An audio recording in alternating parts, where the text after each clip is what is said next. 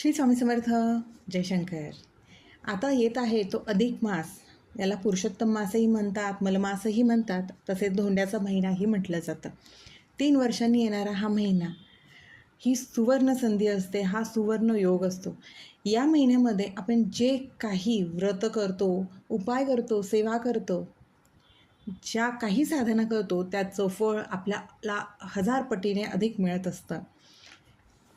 या महिन्यात बरेच जण विष्णूंची सेवा करतात.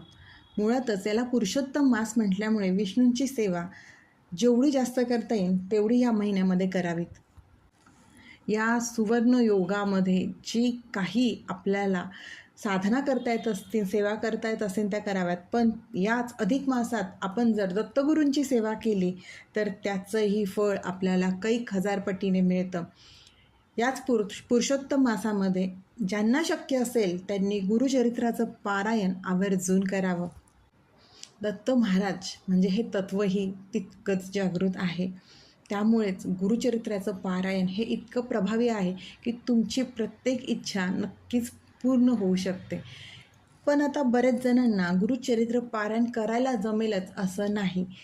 मग त्या व्यक्तींनी गुरुचरित्रातील असे काही अध्याय आहेत ज्या तुमच्या इच्छापूर्तीसाठी तुम्ही ते अध्यायांचं पठण या संपूर्ण महिन्यात करू शकतात. यातील महत्त्वाचा आणि प्रभावी असा अध्याय तो म्हणजे कर्जमुक्तीसाठी या अध्यायाचं पठण तुम्ही या अधिक मासात करू शकतात. तो अध्याय आहे अध्याय क्रमांक 4. अध्याय 4 याचं पठण या अधिक मासामध्ये ज्यांना कर्जमुक्तीसाठी सेवा करायची असेल त्यांनी या अध्याय 4चं पठण करावं. साहजिकच कष्टाला आणि कर्माला पर्याय नाही. आपण नुसतं अध्यायाचं पठण केलं म्हणजे आपलं कर्जमुक्त होणार नाही. त्यासाठी आपल्याला प्रयत्नही करायला हवेत. त्या प्रयत्नांना यश आपली ही सेवा, आपले हे उपाय नक्कीच देत असतात. मार्ग वेगवेगळे आपल्याला नक्कीच दत्त महाराजांच्या कृपेने मिळत असतात.